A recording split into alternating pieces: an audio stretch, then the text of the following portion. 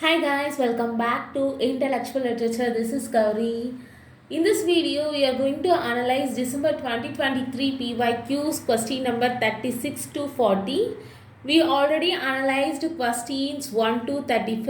If you have not watched that video, please go and watch that first and come to this video. Okay, let's go our 36th question. This is December 2023 PYQ.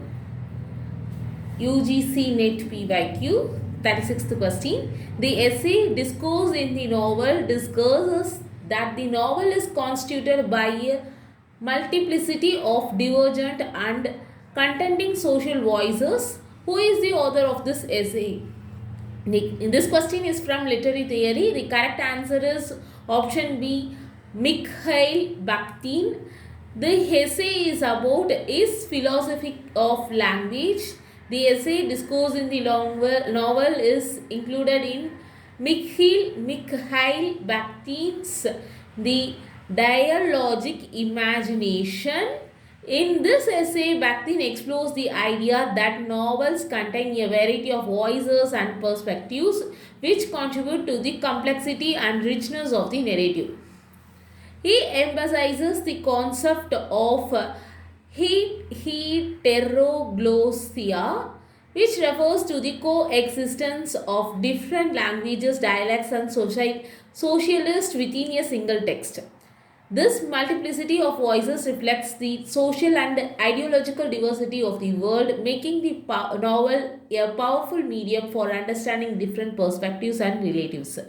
Example: in Dostoevsky's Crime and Punishment, you have Raskolnikov's philosophical reasoning, the police legal discourse, and the patient's everyday speech all interacting. Mikhail Bakhtin is a Russian theorist. He wrote Discourse in the novel, which was published posthumously. He introduced the concept of heteroglossia, that means multiple socially divergent voices in a novel. Now we discuss why other options are wrong. Mr. E.M. Foster, he wrote aspects of the novel that was published on 1927. He discussed narrative techniques, plot, character, but not the theory of multiple voices. Dostoevsky's he is a famous Russian novelist. His novels illustrate multiple voices, but he is not the author of essay. Edgar Allan Poe was an American writer. He focused on the short story and unity of effect. He is also irrelevant here. Next question, 37th question. This question is also from literary theory. Identify the correct option in Julia Kristevia's definition of Cora. The options are liminal space, space of the marginalized, non-expressive totality created by the bodily drives. The Cora has no fixed identity. It precedes the linguistic side. The correct answer is option B, C, D, E are only the correct answers. Julia Kristevia introduced the concept of Cora in her work Revolution in Poetic Language that was published on 1974. It represents the earlier stage of psychosexual development, that is 0 to 6 months infant, where the infant is dominated by a choitic means choitic mix of perceptions, feelings and needs. Now let's see why other options are wrong. Liminal space, not here. Cora is a pre-linguistic, pre-symbolic space, not liminal space. He associated with the maternal body. It is a bodily semiotic space that precedes structured language, the symbolic order. Option B also wrong, space of the marginalized. Kristeva's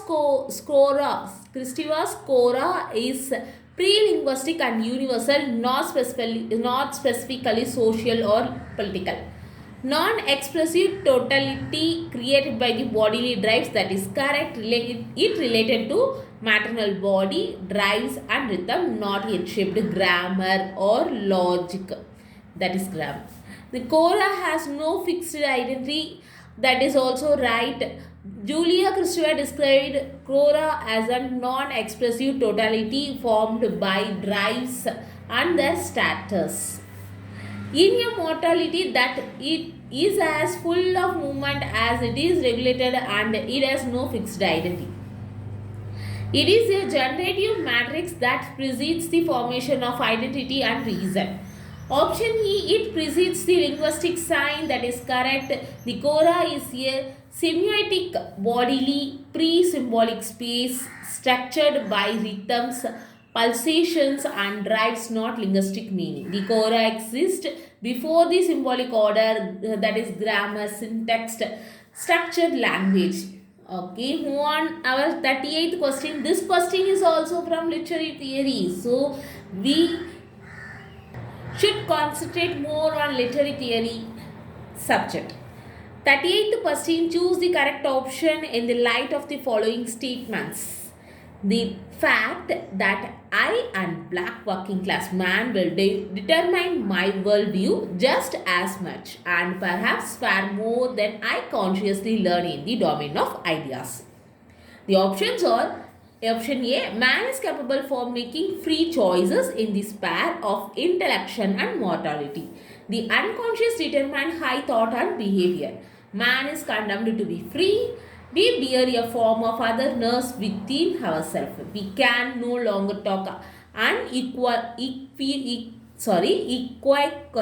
of a writer's intention. The correct answer is option B, D and E are only the correct answers. If we judge all these statements on the basis of psychoanalytical theory and reader response theory, option A will be the correct answer. Key idea, our worldview is shaped not just by conscious learning but also by social, historical and unconscious factors. This connects to post-structuralist and psychoanalyzed ideas. Unconscious influence, internalized otherness and the limits of authorical control. Now let's see option statement-wise analysis. Option A, man is capable for making free choices in the sphere of intellection and mortality. That is totally wrong. The statement emphasizes determinants beyond conscious choice. So, free choice is not the focus here, contradicting the idea of absolute intellectual and more freedom. Option B, the unconscious determines human thoughts and behavior. That is right. It highlights how the speaker's identity influences his worldview, suggesting that unconscious factors shape thoughts and behaviors. Option C, man is condemned to be free. That is totally wrong. It as this existentialist notion implies complete freedom, while the quote indicates that identity and context significantly limit individual agency. Sartre's existentialist idea of radical freedom does not fit here. The statement is absolute about determination, social, racial, class, not radical freedom. Option D, we bear a form of otherness within ourselves. That is totally wrong. The speaker's identity as a black working class man represent otherness, affecting his unique perspective. Recognition that the existence of the black working class man within my worldview shows internationalized otherness, a concept used in post-colonial and psychoanalytical theory. Option E, we can no longer talk unequivocally of a writer's intention. That is correct. This implies that multiple influences shape a person's thoughts, complicating the notion of a clear intention beyond that work. If social and unconscious determinations shape worldview, authorical intention is never fully self-contained. This is related to the state of the author. 39th question. Let's move on our 39th question. This question is from fiction, Indian literature. Match the following questions. Waiting of the Mahatma, so many hungers, the squad and the sickle, distance drum.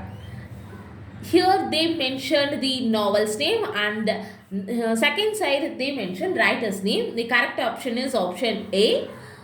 Waiting for the Mahatma was written by R.K. Narayanan. So Many Angers was written by Babani Bhattacharya. The Sword and the Sinkle was written by Mulkraj Anand. Distance Drum was written by Manohar Malgonakkar. Let's talk about brief explanation of these novels. Waiting for the Mahatma is a 1955 novel by R.K. Narayanan. It's set in pre-independence India, a small town that is Malgudi, deals with Gandhi's influence on ordinary citizens.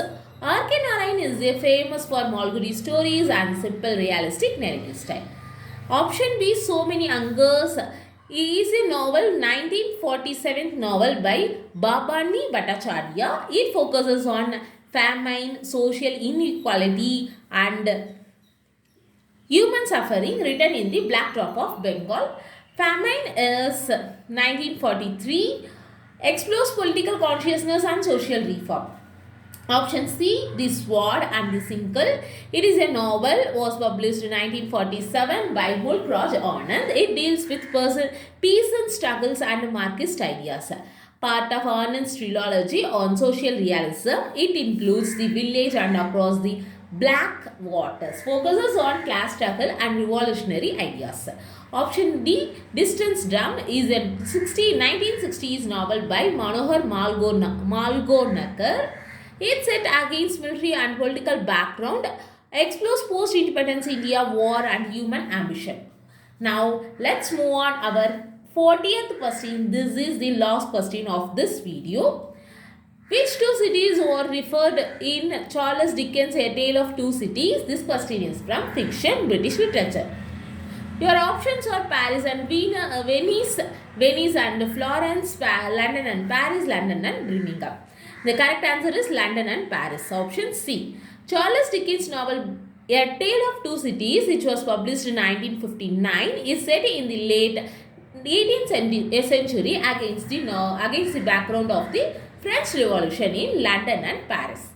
It was the second historical novel of Dickens. The title emphasized the interconnectedness of the fates of people in the two cities. Dickens contrasts peaceful, orderly London with violent, chaotic Paris. Paris symbolizes chaos and violence, reflecting the turmoil of the revolution and the struggle for equality, while also depicting the terror that ensues. While London represents stability and safety, showcasing a contrasting calm amidst the upheaval in France. Significance of this work is Dickens uses the two cities to explore duality, sacrifice and resurrection. Okay, I done here.